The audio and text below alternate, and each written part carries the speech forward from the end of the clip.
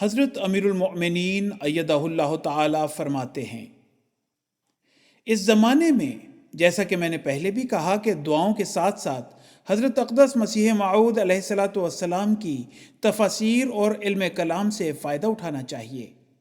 اگر قرآن کو سمجھنا ہے یا احادیث کو سمجھنا ہے تو حضرت اقدس مسیح موعود علیہ السلام کی کتب کی طرف توجہ کرنی چاہیے۔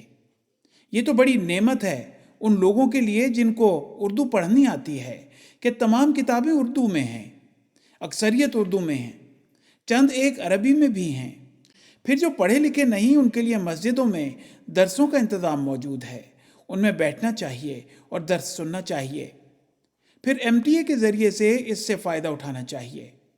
اور MTA والوں کو بھی مختلف ملکوں میں زیادہ سے زیادہ اپنے پروگراموں میں یہ پروگرام بھی شامل کرنے چاہیے جن میں حضرت اقدس مسیح موعود علیہ السلام کے اقتباسات کے تراجم بھی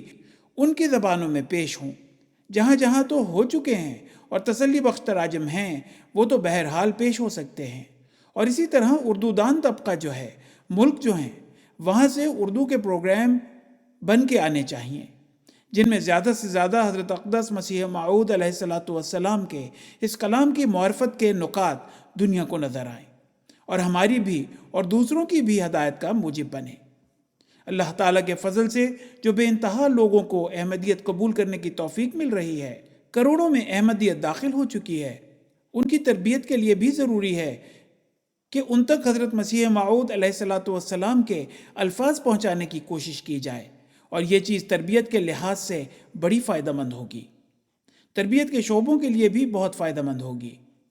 بس دعاؤں کے ساتھ اس طرف توجہ کرنی چاہیے، اور جماعت کو ہر ملک میں جہاں جہاں شعبہ تربیت ہیں ان کو اس طرف توجہ دینی چاہیے اور اس سے فائدہ اٹھانا چاہیے۔